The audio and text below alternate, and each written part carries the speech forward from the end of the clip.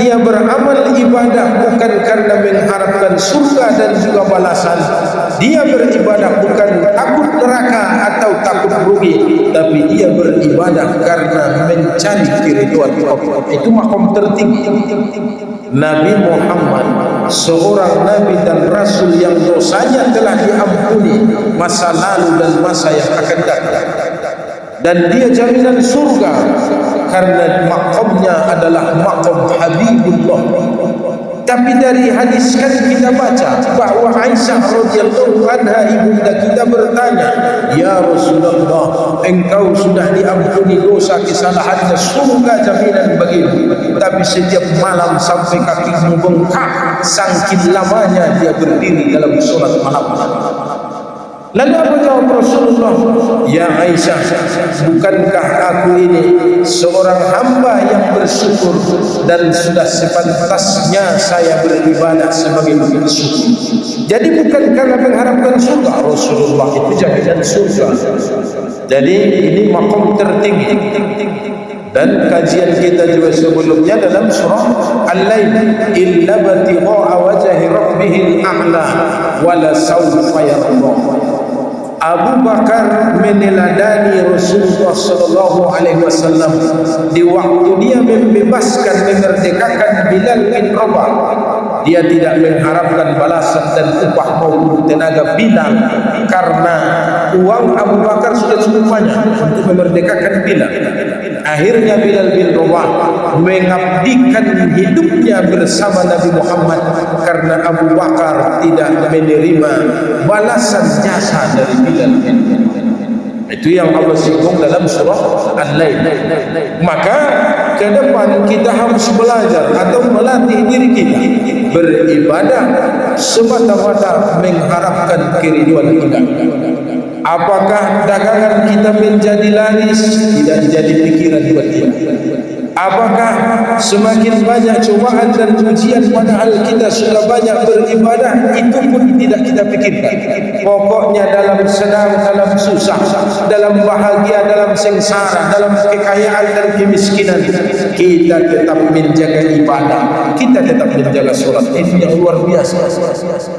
Tapi jangan salah, di tengah-tengah masyarakat kita ada model yang lain.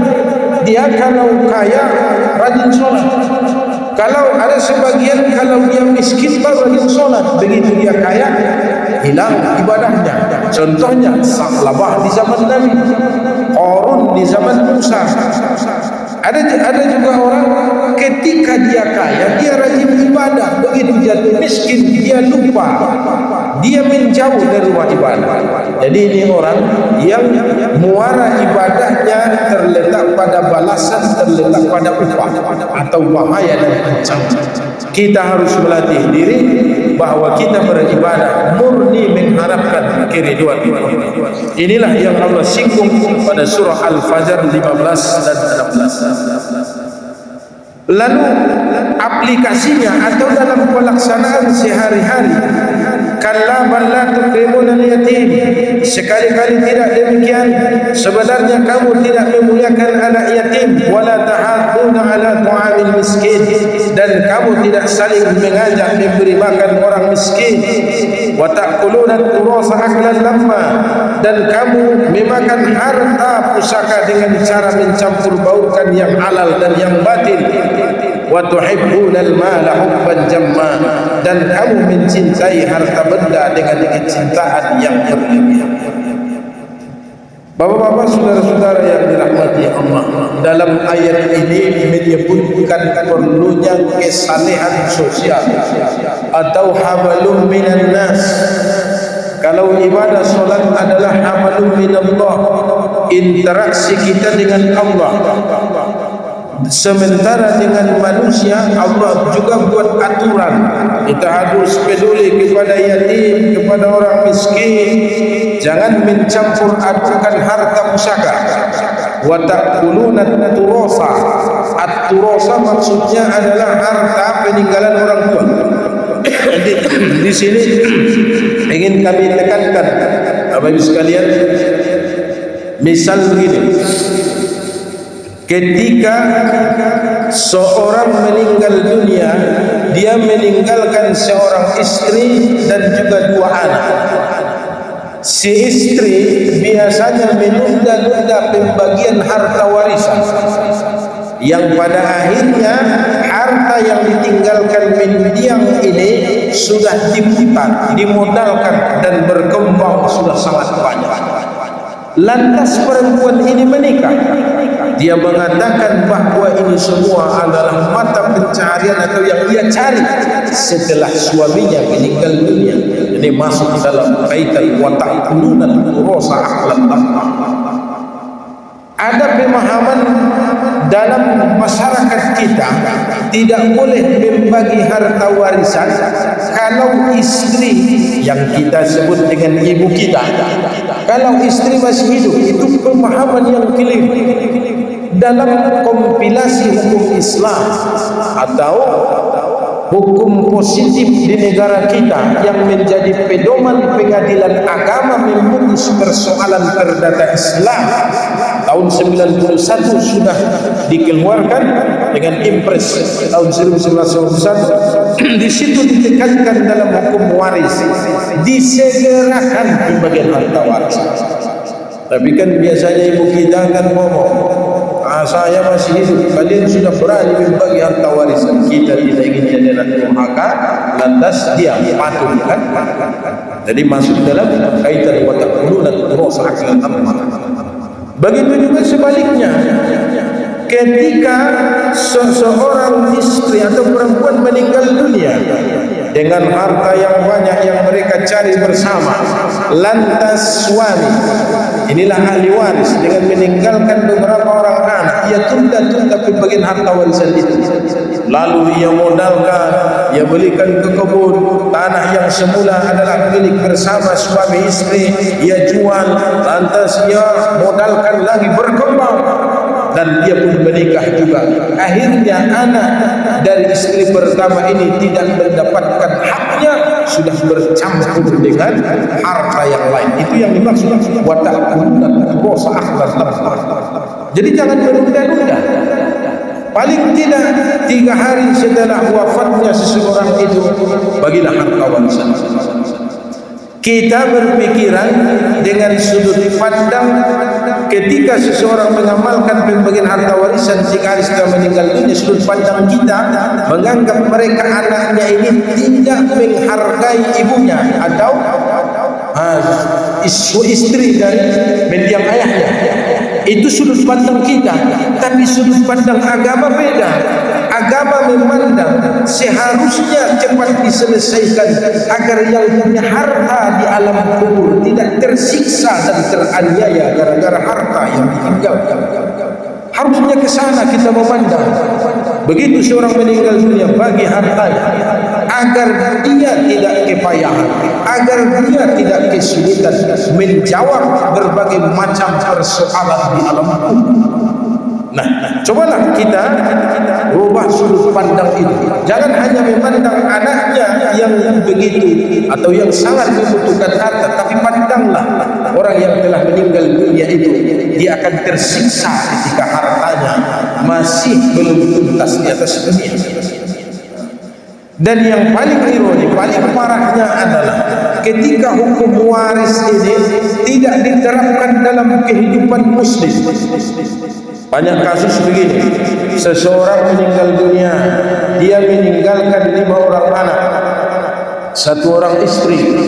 Lantas istri ini tidak membagi harta warisan, tidak membagi. 5 anaknya yang paling bungsu meninggal dunia, anak yatimnya ada di situ. Anggaplah 5 anak yatim, belum dibagi harta warisan, dia sudah meninggal dunia yang paling bungsu. Lalu beberapa tahun kemudian ibu mereka meninggal dunia atau istri almarhum tadi, karena ayah dan ibunya sudah tiada, maka dibagilah harta warisan. Apa kata uak atau saudara-saudara dari si bungsu ini?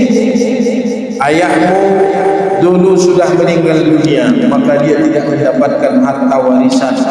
Anak yatim itu hanya diberikan sekedar pemberian. Itu kan zalim namanya. Kenapa terjadi kasus seperti ini? Karena ketika ayah mereka meninggal dunia, tidak langsung dibagi harta warisan. 5 anaknya kan masih hidup, harusnya dibagi. Baru setelah itu kan si bungsu yang paling kecil ini meninggal dunia, harusnya hartanya jatuh pada anak yatim kan? Tapi karena tidak dibagi di awal, masih dalam harta bersama, lantas ibu mereka meninggal dunia, dibagi harta warisan. Anak yatim ini tidak diberikan apa-apa. Itu zalim namanya. Tapi dalam hukum Islam kan anak yatim atau cucu itu terhalang karena ada anak, benar. Tapi ini kan masalahnya pembagian harta warisan ayah mereka belum dibagi, dia masih hidup. Di situ kadang pikiran semua. Apalagi kalau kita tidak paham dengan persoalan, kita menanyakan kepada beberapa ahli, akan diberikan jawaban yang sama, bahwa anak yatim itu tidak dapat mendapat harta warisan karena masih ada paman-pamannya. Bukan begitu kasusnya. Waktu ayahnya meninggal dunia, dia masih hidup. Tapi karena tidak dibagi kan, setelah ibunya meninggal dunia baru dibagi, dia sudah tiada. Jadi inilah yang Allah maksudkan wa ta'budu orang yang mencampur adukan harta pusaka dengan harta yang lain yang halal dan yang batil. Apa penyebab ini semua? Wa tuhibbunal mala hubban jamma.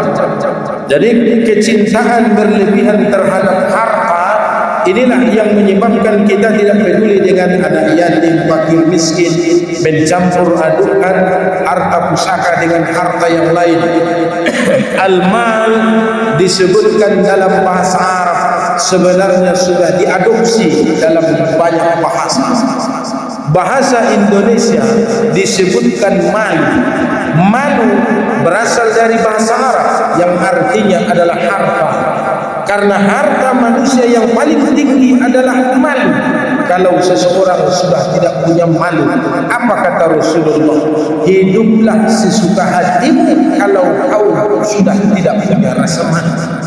Dia sudah tidak malu, tidak sholat, tidak berpuasa, tidak berzakat, tidak melakukan kebaikan, dia tidak malu untuk maksiat dan dosa. Maka hiduplah sesuka hatimu kalau kau sudah tidak punya rasa malu. Jadi malu bahasa Arab menjadi diadopsi dalam bahasa Indonesia, itulah malu. Atau dalam bentuk masdar, mala yamilu mailan. Maila diadopsi dalam bahasa Mandailing kan? Maila artinya maila adalah kecenderungan, kecondongan pada sesuatu. Karena kita memakai kata maila, harta terbesar buat kita di Mandailing ini adalah memang rasa malu. Mailaiba atau mailaiba sawara. Jadi maila, mala yamin maila. Dan juga manusia cenderung ke tempat perbelanjaan itu, walaupun ada lebih bagus barang di sebelahnya, di depannya lebih murah, manusia lebih condong ke tempat bangunan itu, disebut dengan mall kan? Malu, maila, mall berasal dari kata yang sama. Manusia akan condong ke situ. Dalam ilmu bangunan atau ilmu perkayuan ada juga namanya mal. Mal artinya ada alat yang menjadi acuan, semua barang harus mengikuti itu, ada malnya. Jadi yang dimaksud Allah Subhanahu wa taala pada surah Al-Fajr ini, wa tuhibbunal mala hubban jamma. Memang kita berlebihan dalam mencintai harta. Apa kata para ulama ahli hikmah? Letakkanlah hartamu di tanganmu, jangan letakkan di hatimu. Karena Allah tidak akan mau bersanding dengan yang lain. Allah berharap cukup dia dalam hati hamba-Nya. Kalau semua kita masukkan dalam qalbu kita, ada anak, ada istri, ada harta, ada kekayaan, maka Allah tidak akan mau bersanding dalam qalbu manusia. maka letakkanlah harta dan dunia di tengahmu sehingga mudah untuk memberi, mudah untuk mengambil. Begitu kita ambil, mudah juga untuk memberi. Cukuplah Allah bertahta dalam kalbu. Itu memang perlu latihan. Itu memang butuh riyadhah, memang harus dilatih. Kalau sudah harta dalam hati ini, maka berat rasa tangan memberi untuk di jalan Allah, untuk pembangunan sarana ibadah atau untuk kemaslahatan umat. Sangat berat tangan ini mengulurkan harta yang Allah berikan karena disimpan dalam hati, bukan di tangan. Lalu apa kata Allah ayat berikutnya, la izalkatil ardakannaka, jangan berbuat demikian apabila bumi digoncangkan berturut-turut. Wa ja'a rabbuka wal malaku saffan saffa wa ji'a yawma idzin bi jahannam yawma idzi yatazakkarul insanu wa anna lahu dzikra. Pada hari itu ingatlah manusia, akan tetapi tidak berguna lagi mengingat itu baginya. Jadi kalau sudah terjadi kiamat atau tiupan sangkakala yang pertama, semua yang hidup mati. Tatsba'u harradibah, datanglah tiupan sangkakala yang kedua, semua yang mati hidup kembali. Di saat itu kita baru ingat apa yang sudah kita lakukan selama hidup ini. Saat itu tidak ada lagi gunanya mengingat dan mengenang. Karena itu Bapak Ibu sekalian, selama kita hidup pergunakanlah umur waktumu ini untuk beribadah. Karena kelak kemudian hari ibadah ini baik dan buruk tinggal kenangan ketika kita bangkit dari kubur. Orang-orang yang mengenang keburukannya tentu dia akan khawatir menerima berbagai macam rintangan, azab dan juga laknat Allah sepanjang perjalanan itu, yang pada akhirnya dia yakin akan masuk dalam neraka. Jadi Allah sudah ingatkan kita, yauma idzi yatadzakkarul insanu wa anna lahu dzikra yaqulu ya laitani qaddamtu li hayati. Dia mengatakan alangkah baiknya kiranya aku dahulu mengerjakan amal saleh untuk hidupku ini. Dalam ayat ini adalah kalimat atau informasi buat kita yang kejadiannya kemudian hari. Yaqulu ya laitani qaddamtu li hayati, sudah tertulis dalam Al-Quran. Ini akan kita ucapkan kemudian hari di negeri akhirat. Ya laitani qaddamtu li hayati, kiranya aku dahulu mengerjakan amal saleh untuk hidupku ini. Ternyata Bapak Ibu sekalian, saudara-saudara yang dirahmati Allah, kenangan terindah nanti ketika kita di dalam surga adalah kenangan seperti ini. Kapan kita sholat berjamaah, ada waktu kita mengikuti kajian, ada waktu kita bersilaturahim. Tidak ada manusia yang mengenang masa penderitaan, kesusahan, kemiskinan waktu hidup di dunia, karena yang dikenang di situ adalah ibadah. Kenapa? Nikmat dan manisnya ibadah itu bukan di dunia kita dapatkan, tapi nanti di akhirat. Ketika si A yang di surga ingin mengunjungi si B yang ada juga di surga, jadi si fulan dengan si fulan bertemu, mereka akan bercerita sepanjang masa, karena di dalam surga selama-lamanya. Apa yang mereka bahas? Penduduk surga itu bercerita apa di dalam surga? Mereka hanya menceritakan kapan kita dulu, waktu itu kita masih dalam keadaan penuh dosa dan maksiat. Kamu masih ingat tidak? Kapan kita mendapatkan hidayah? Kapan kita insaf? Kapan kita taubat? Kapan kita sholat berjamaah? Itulah cerita di surga. Maka untuk itu buatlah kenanganmu sebanyak-banyaknya, yang ketika nanti di akhirat indah atau terasa enak untuk dikenang dan diceritakan, karena kita punya pengalaman ibadah selama hidup di dunia. Tapi sebaliknya, kalau seseorang sudah di neraka, tidak ada yang perlu dikenang, hanya ada muncul penyesalan dan penyesalan. Wa yawma idzin la yu'adzibu 'adzabahu ahad wa la yusiku wasaqahu ahad. Maka pada hari itu tiada seorang pun yang menyiksa seperti siksanya, dan tiada seorang pun yang mengikat seperti ikatannya. Dalam hadis disebutkan bahawa surga itu ada 7 tingkatan, neraka pun punya 7 tingkatan. Cuma kalau surga dimulai tingkatan terendah dari bawah sampai ke lantai 7. Dalam bangunan hotel atau apartemen pun begitu. Kalau kelas ekonomi di bawah, VVIP itu di atas, kan?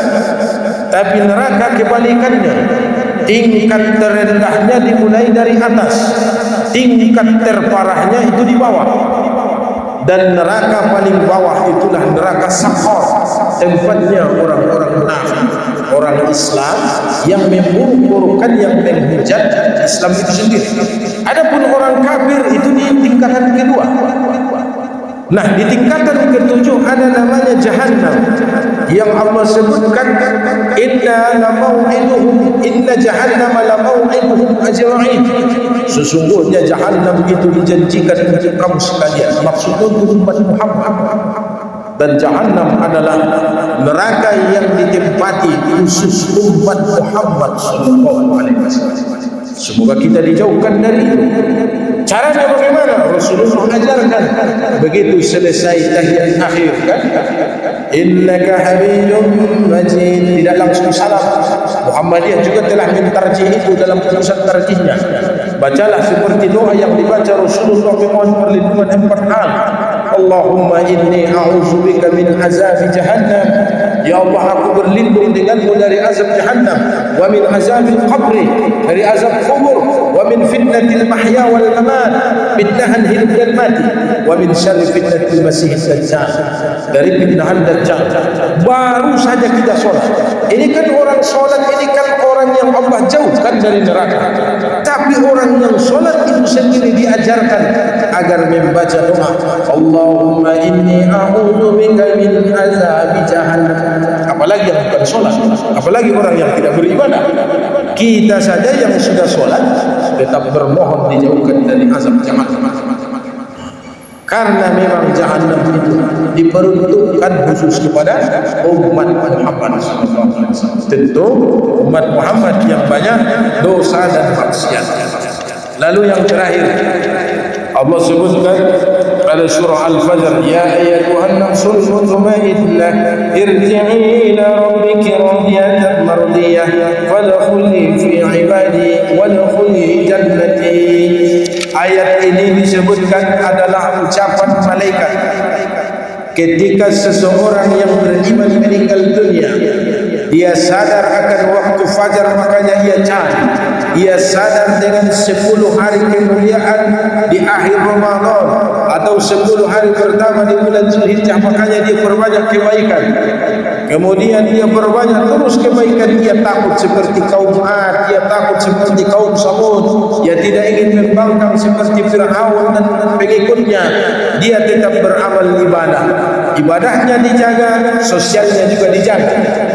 Dia peduli kepada anak yatim, kepada orang miskin. Dia tidak mencampur baur harta pusaka atau yang hak dengan yang batil. Dia tidak berlebihan mencintai harta. Kalau dia punya uang, dia bagikan. Kalau dia punya kelapangan rezeki, ia dermakan. Maka orang seperti ini di akhir hayatnya datanglah malaikat membawa kain kafan dari surga dan minyak kasturi dari surga yang sudah ditaburi ke kain kafan.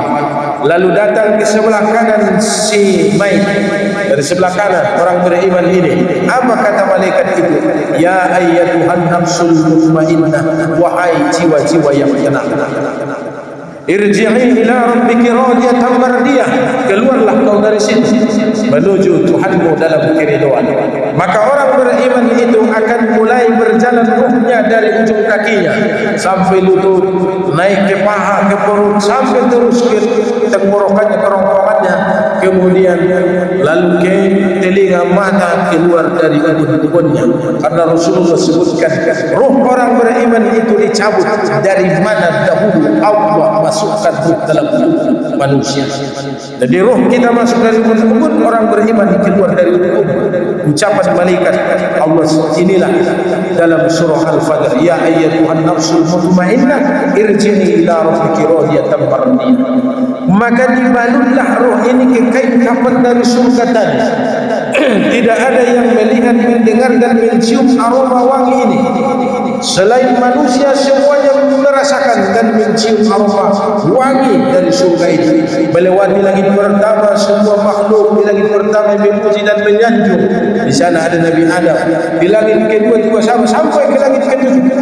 Disitulah di pujian-pujian itu didapatkan.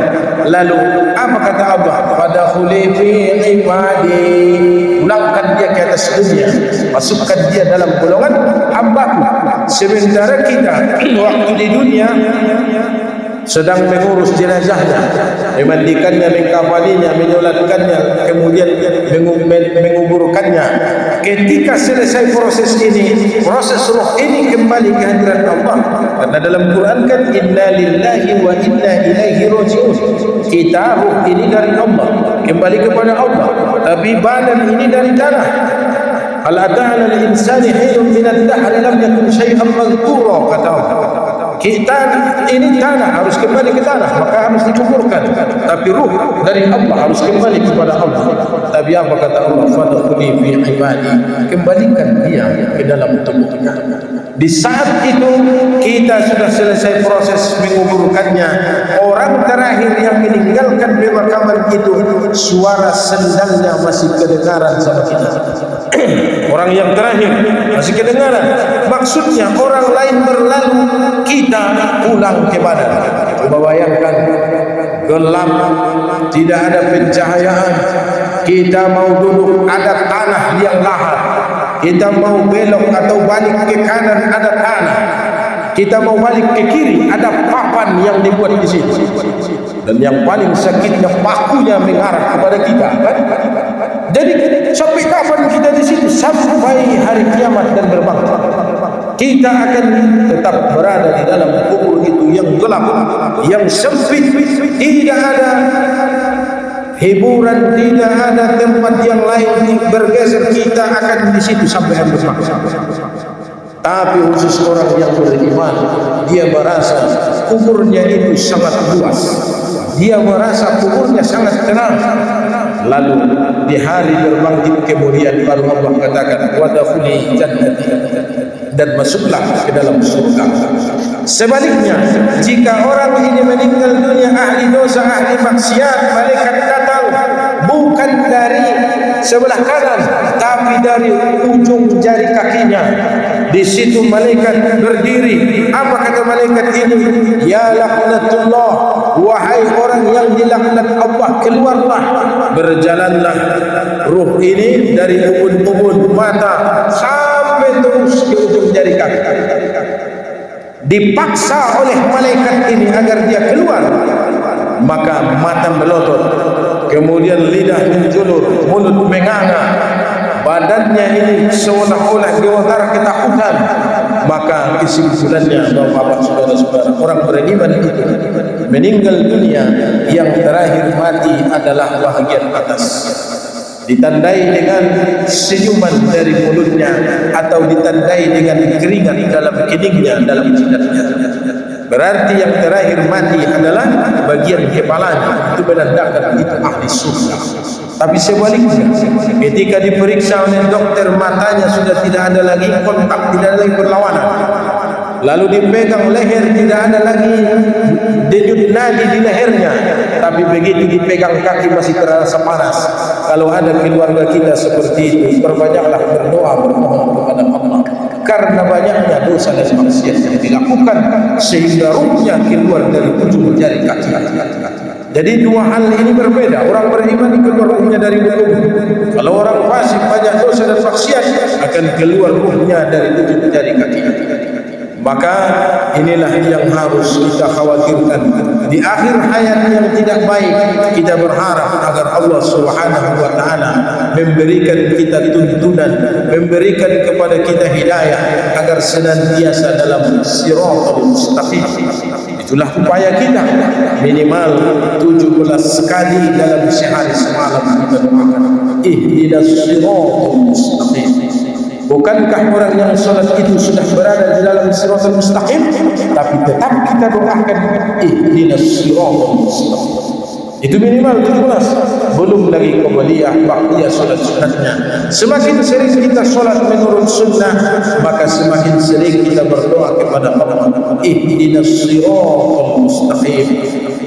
Orang yang sudah solat tetap bermohon agar selalu diberikan petunjuk kepada jalan yang lurus, apalagi orang yang tidak solat. Maka inilah yang harus kita jaga, ibadah ini harus kita pertahankan. Sebelum kita tutup, bapak-bapak, saudara-saudara yang dirahmati Allah, mana tahu ada yang perlu didiskusikan atau ditanyakan, kami persilakan untuk bertanya.